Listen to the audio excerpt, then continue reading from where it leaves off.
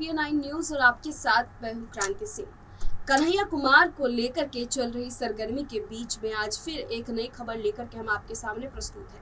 आपको बता दें कि कन्हैया कुमार को लेकर के चुनावी माहौल के बीच में गुजरात विधानसभा का नाम जो है वो काफी ज्यादा सामने आ रहा है और एक के बाद एक ये भी देखा जा रहा है कि कन्हैया कुमार किस तरीके से बीजेपी के ऊपर हमलावार है, प्रधानमंत्री नरेंद्र मोदी को लेकर के तमाम बयानबाजी कर रहे हैं और उनके गढ़ में अपना दबदबा बढ़ाने की कोशिश कर रहे हैं। इससे एक बात तो जाहिर है कि यहाँ पर गुजरात के चुनाव से पहले ही गुजरात गढ़ में जीत की कांग्रेस की तैयारी जो है वो जोरों शोरों से चल रही है। लेकिन इस तैयारी के पीछे कांग्रेस की मंशा जो इस वक्त दिखाई दे रही है, क्या वो पूरी हो पाएगी? क्या दो पार्टी जो इस वक्त बड़ी पार्टी के रूप में सामने खड़ी है, बड़ी चुनौती के रूप में सामने खड़ी है, क्या कांग्रेस उन दो पार्टियों को टक्कर दे पाएगी? और इस टक्कर के बीच में जो अपने योद्धा को वो उतारेगी चुनावी मैदान में, क्या वो कन्हैया कुमार ही होंगे? और अगर कन्हैया कुमार चुनावी मैदान में उतरते हैं तो उसके बाद बीजेपी के समीकरण कितने बदलते हुए नजर आएंगे और आम आदमी पार्टी के लिए गुजरात की चुनाव में चुनौतियां और कितनी बढ़ेगी? इसी मुद्दे पर आज हम चर्चा करेंगे और इस खास प्रोग्राम के माध्यम से आपको समझाने की कोशिश करेंगे कि आखिरकार कैसे गुजरात के तमाम जिलों में जो है अलग अलग रूप से यहाँ पर अलग अलग जगह पर कहीं कांग्रेस तो कहीं आम आदमी पार्टी और कहीं पर बीजेपी का दबदबा है और उन जगहों पर कैसे हावी हो रही है एक पार्टी दूसरे के ऊपर। तो देखिए हमारी एक खास रिपोर्ट। गुजरात चुनाव बेहद नजदीक है। इसको लेकर के आम आदमी पार्टी सहित कांग्रेस जो है अब यहाँ पर अलर्ट मोड पर नजर आ रही है। दोनों के सामने एक सबसे बड़ी चुनौती है बीजेपी और बीजेपी का गढ़ यानी कि गुजरात। अब गुजरात में बीजेपी के ही गढ़ में पहुंच करके कैसे गुजरात के चुनावी समीकरण को बदला जाए, ये सबसे बड़ी चुनौती कन्हैया कुमार सहित तमाम कांग्रेस नेताओं के ऊपर है। तो दूसरी तरफ आम आदमी पार्टी की अरविंद केजरीवाल के कंधों पर भी यही चीज अभी भारी पड़ रहा है। देखना यही होगा कि आखिरकार इस चुनावी समीकरण में किसकी जीत और किसकी हार होती है या फिर किसी का गठजोड़ भी देखने को मिलेगा। बहरहाल हम आपको बता दें कि कांग्रेस नेता कन्हैया कुमार ने पार्टी की भारत जोड़ो यात्रा को लेकर बुधवार को दावा किया था।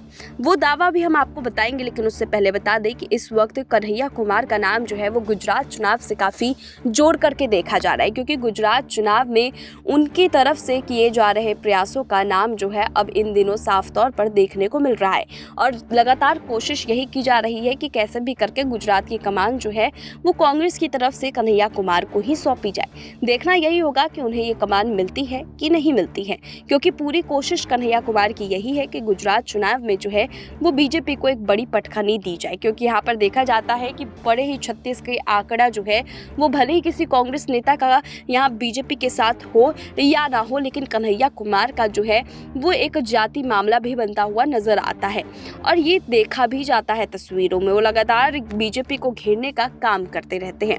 आपको बता दें कि अब उनके भारत जोड़ो यात्रा को लेकर के उन्होंने क्या दावे किए और उन दावों से बीजेपी के ऊपर क्या प्रभाव पड़ा। दरअसल कांग्रेस नेता कन्हैया कुमार ने पार्टी की भारत जोड़ो यात्रा को लेकर बुधवार को दावा किया कि भारतीय जनता पार्टी के वरिष्ठ नेता लाल कृष्ण आडवाणी द्वारा 1990 में की गई रथ यात्रा सत्ता के लिए थी, लेकिन उनकी पार्टी की ये भारत जोड़ो यात्रा सत्य के लिए है। भारत जोड़ो यात्रा के दौरान राहुल गांधी के साथ जो 118 भारत यात्री कन्याकुमारी से कश्मीर तक पदयात्रा करेंगे, उनमें कन्हैया कुमार भी शामिल है। उन्होंने पीटीआई भाषा को दिए गए साक्षात्कार में कहा कि किसी भी भारतीय के लिए ये सौभाग्य की बात है कि वो इस यात्रा का हिस्सा बने। ये सिर्फ एक राजनीतिक यात्रा नहीं, बल्कि इसके सांस्कृतिक सामाजिक पहलू भी है। लोगों के साथ मेल जोल है। ये पूछे न जाने पर ये यात्रा आडवाणी और कुछ अन्य नेताओं द्वारा अतीत से निकाली गई यात्राओं में किस तरह अलग है। उस पर जवाब दिया कन्हैया कुमार ने कि इस यात्रा के 3 बिंदु हैं: राजनीतिक, सामाजिक और आर्थिक। यानी कि आडवाणी की यात्रा राजनीतिक यात्रा थी और सत्ता के लिए थी, लेकिन भारत जोड़ो यात्रा सत्य के लिए है। आडवाणी की यात्रा और कांग्रेस की पहल के बीच अंतर पर जोर देते हुए उन्होंने कहा कि मैं उस आडवाणी की यात्रा के नकारात्मक प्रभावों में नहीं जाना चाहता। देश उनके नकारात्मक प्रभावों को देख रहा है। उन्होंने कहा कि उस यात्रा से भाजपा को सत्ता मिली थी, लेकिन कांग्रेस की यात्रा सत्य को पुनर्स्थापित करने के लिए है। उल्लेखनीय उल्लेखनीय है कि आडवाणी ने 1990 में राम मंदिर आंदोलन के समय रथ यात्रा निकाली थी, जिसका भारतीय जनता पार्टी को राजनीतिक फायदा मिला था। कन्हैया ने यह भी दावा भी किया था कि केंद्र सरकार अमीर और गरीब के बीच खाई पैदा कर रही है, जिस कारण इस यात्रा का महत्व है। उनका कहना था कि बार बार ये कहकर आलोचना की जा रही है कि भारत कहाँ टूटा है, यह यात्रा निकाली जा रही है। भारत भौगोलिक और ऐतिहासिक रूप से नहीं टूटा है, लेकिन सरकार की नीति के कारण अमीर और गरीब के बीच भयंकर खाई दिखेगी। ये जो खाई बढ़ रही है, ये यात्रा उसको लेकर के है। इन तमाम मुद्दों पर फिर से बरसते हुए नजर आए कन्हैया कुमार। अब उनके बरसने के तरीके ने एक बात तो साफ कर दी है कि इन दिनों जिस चहलकदमी के साथ में वो नजर आ रहे हैं, उससे यहाँ पर गुजरात में कांग्रेस की नीति साफ होती हुई नजर आ रही है कि कांग्रेस अपने एक युवा चेहरा को तो वहाँ पर लेकर के जरूर आएगा। हार्दिक पटेल के साथ छूटने के बाद से ही कांग्रेस सतर्क थी और लगातार कोशिश कर रही थी कि किसी बड़े युवा चेहरा को जो है कोई बड़ी जिम्मेदारी ना दे, नहीं तो अंत में वो युवा चेहरा उन्हें छोड़ करके चला जाता है, जिसका प्रभाव जो है पूरी पार्टी को भोगना पड़ता है।